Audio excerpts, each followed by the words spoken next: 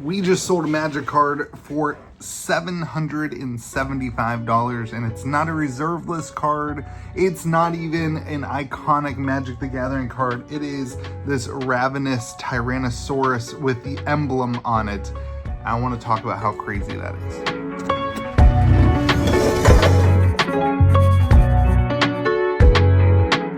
Well, what is going on, everyone? Welcome back to Kitchen Table TCG. My name is Louie, and I hope you're having yourself a fantastic day. I made notes for today's video. Here's a list of cards that you could buy between $400 and $800 that are different than the ravenous Tyrannosaurus. You could buy a Mox Diamond. You could buy an HP Gaia's Cradle, one of the most iconic Magic the Gathering lands of all time. You could buy an HP, maybe you get a good deal and buy a Tabernacle for $775 if you got a good deal on it.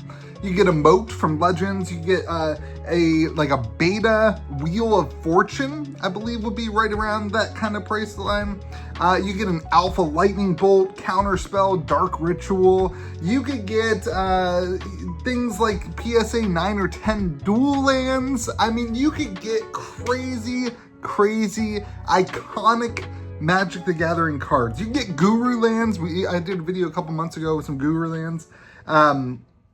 For that $775. And I'm not trying to downplay it. Listen, I'm happy to have sold the card. I'm not trying to complain about making money. I just wanted to today get into this idea that Magic the Gathering, purchasing, collecting, investing, the entire ecosystem has changed. It used to be that the collector appeal, the price, the high-end cards, the collector appeal, that kind of stuff, was rooted in the history of Magic the Gathering. It was rooted in the history of the cards. It was, a lot of it was rooted in the reserve list and the security that the reserve list brought and the stability that the reserve list brought to high-end cards, that you could buy a card knowing that it wouldn't get reprinted, and that was like a secure place to park some money.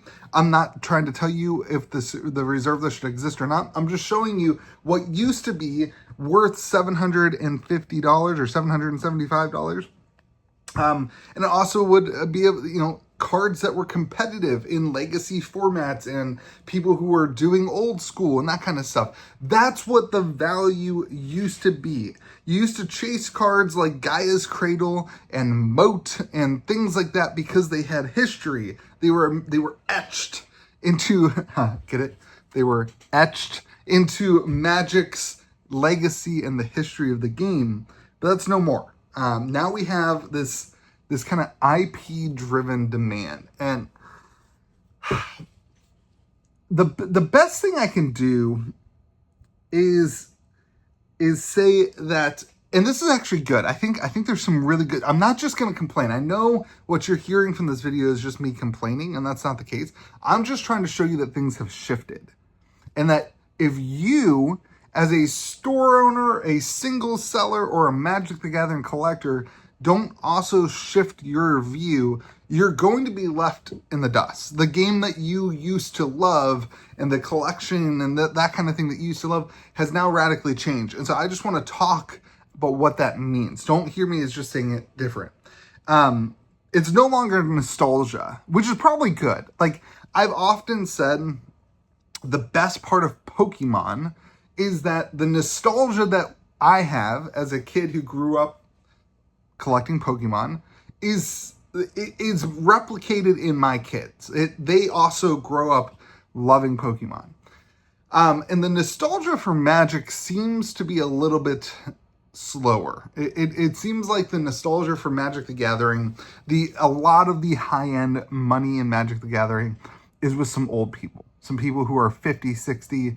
They're old. They have not replicated that in the next generation in a meaningful way like Pokemon has and that kind of stuff. So nostalgia going away is actually probably pretty good for Magic, but we're not, it's no longer nostalgia that's tied to value, but brand power. The idea is it's not just nostalgia to Magic, but it's actually brand power. The thing that I can most commonly try to help myself understand as a store owner, somebody who's selling cards, is it's almost like comic books or Funko Pops now, where where you have this kind of ebb and flow of the market and the hype based around what is popular.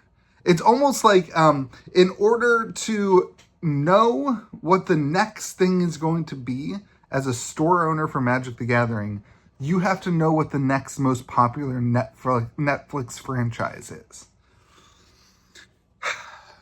It means that there's more ups and downs in value. And I don't know what it means for the reserve list stuff. Like, I don't know what this means for Gaia's Cradle. I think you can tell me a story where people come into the game because of all this stuff.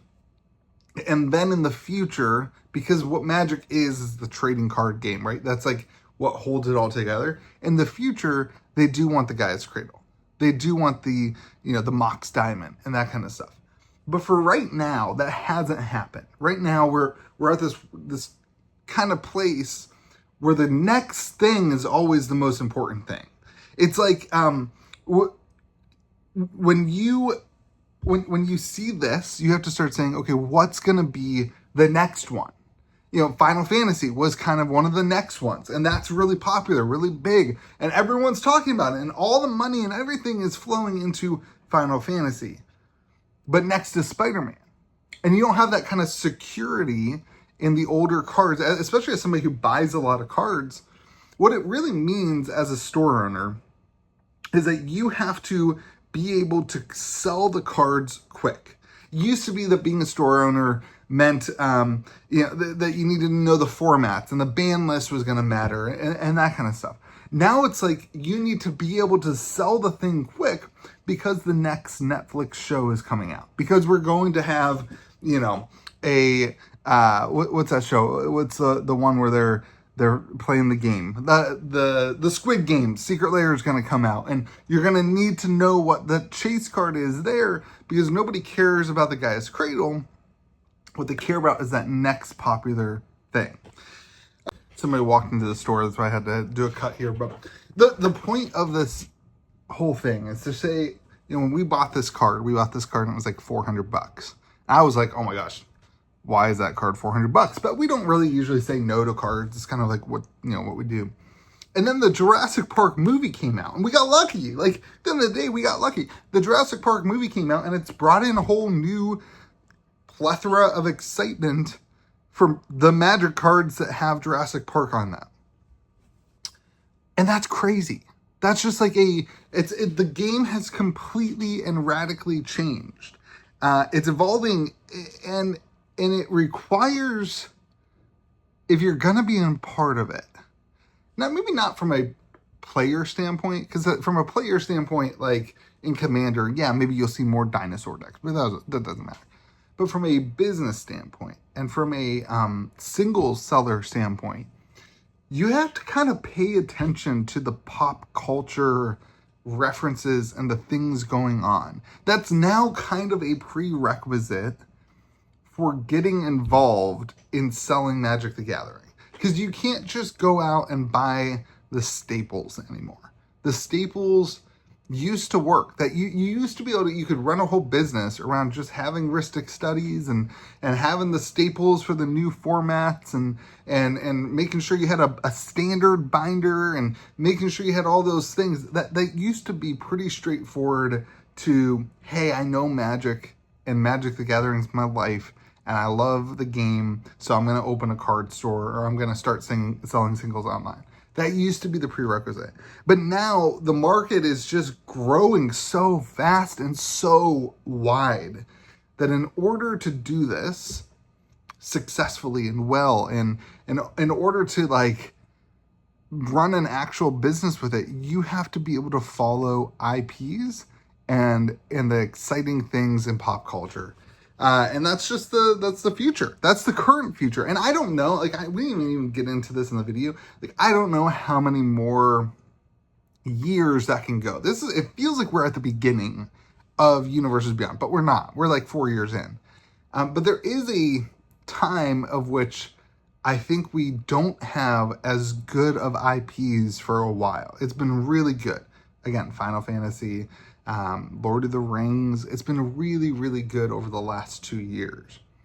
I think there is a time when we have a 2-year cycle where it's just not, they're just not bangers. There's just not cards that are not IPs that work really well, and there's some bad sets and there's some bad things.